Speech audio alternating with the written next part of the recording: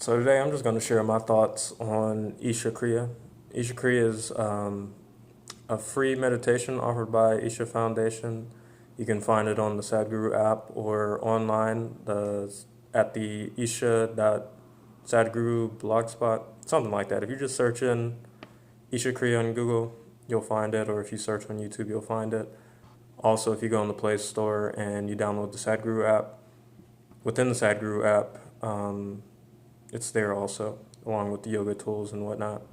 But today I'm not gonna cover the yoga tools. I'm just gonna cover the Isha Kriya itself because that's what I started with, and that's what I was primarily doing.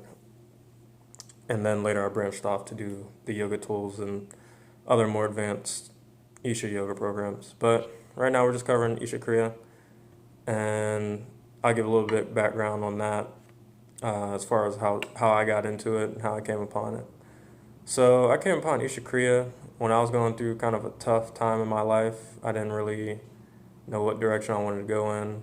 I didn't really have any real direction. I was really had a lot of inner turmoil that I was dealing with. I was just mad at the world in general for a multitude of reasons. But so just my experience with the Isha Kriya itself. I started off doing it once a day for the 90 days because they suggest that you do it for one mandala. And if you want to continue the practice after that, then you can, but minimum one mandala you should do just to get a sense of the full range of what the practice is and make it so it can get integrated into your system in the best possible way.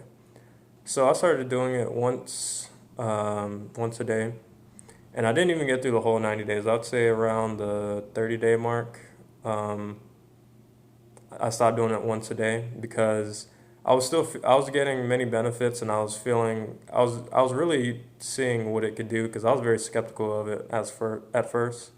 I didn't think it would really have any effect on my emotional or mental state, but after a while, I became conscious of my own flow of energy. I became conscious of the difference between my mind, my body, and what is actually me, or my awareness.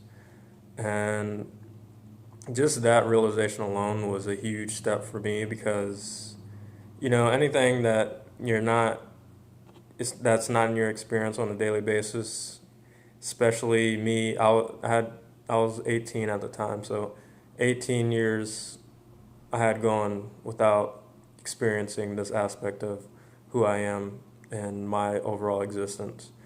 So that was a huge, profound moment for me, and it was like totally different experience of life after that.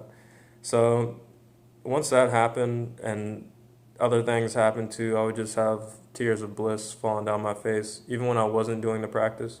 A lot of times I would have it when I was doing the practice, and it would make so many questions pop up in my mind, like, why is this happening? What's going on? Am I getting enlightened?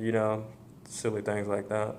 But I eventually found out that it's just a natural side effect or side benefit of the practice itself. So after I started getting more and more of these benefits when I was just doing it once a day, eventually at the 30-day mark, I was like, you know what? I'm going to turn it up a little bit more because, I just wanted more of the benefits. And they say that you can either do it once for 90 days or twice a day for 45 days. So I was like, I'm just going to start the twice a day for 45 days at the 30-day mark because it shouldn't make much of a difference. I'm still doing it at least once a day.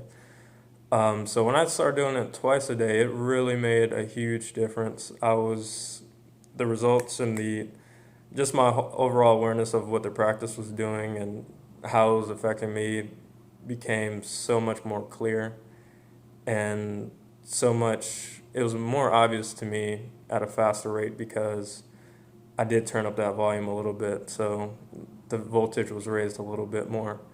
And actually, a good way that I can describe it from my own experience is it really does feel like you're kind of turning the voltage on your own energy up, and your own awareness is getting sharpened to a certain point. And yeah, so after I started doing it twice a day, uh, I just kind of got very, um, I don't want to say hooked because it might have like a negative connotation. Not that it was addicting, it was just like it became a huge priority in my life. So I started doing it more than twice a day. At one point, I was doing it like 8 times a day, 9 times a day, or whenever I could find time and space to do it.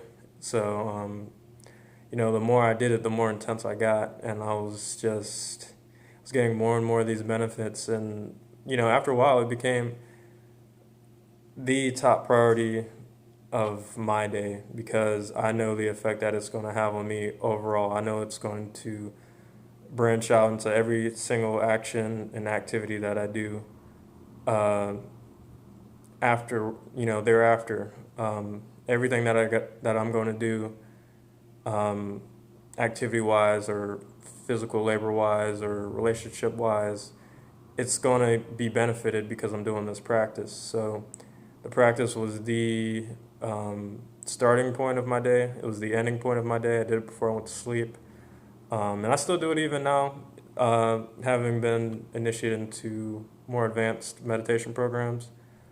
Um, but yeah, I would say for people where you don't really know what meditation is or what is capable what is capable as a result of meditation, Isha Kriya is such a simple and powerful. Like it's very simple, but it's very powerful too. It's very potent. And it shouldn't be underestimated at all just because it's free and just because it's only 14 or 18 minutes. Don't underestimate it because it can be a huge thing in your life. It could be the most significant aspect of your life if you're willing to commit to it for that first mandala and see what it can do. And yeah, I think it's just a good starting point for beginners, people who have never done meditation. It'll also get you into the habit of sitting, with your spine erect, cross-legged. You know, you'll get that familiarity of that position. So when you do branch off into the more advanced programs that are offered by Isha or whatever, your body and your energy will be refined and prepared to a certain point to where it'll be a lot easier to step into these other um, aspects of yoga and meditation. And I like the way Sadhguru describes it because he says that Isha Kriya is like one drop of spirituality, but this one drop is an ocean of itself. So it may just be one drop, but still the drop is an ocean of itself. It just depends on your perception of it. And also, from my understanding, I see the drop in the ocean. The drop may be smaller, but it's still part of the overall ocean, which is the greater expanse. And it still has the qualities of that ocean, no matter how small it may be. But anyway, I suggest any of you who may be interested or might be interested in meditation or yoga to start with this. It's completely free. You can look up the introductory talk on YouTube that Sadhguru has, and it'll give you a better intellectual understanding of what the practice is and what it entails. But yeah, it can be a huge turning point in your life. It can be a huge empowering tool, no matter who you are or what you may be doing. Doesn't matter what your work is, who you are, what nationality you come from, whatever identification you may identify with. It doesn't matter. So yeah, I urge you to try it, and if you benefit from it, you might want to stay with it. If you think that it's not doing anything, I would say give it a little bit more time or try to increase the amount of times that you do it a day, because I'm sure you'll experience something from it. But yeah, that's all I wanted to say.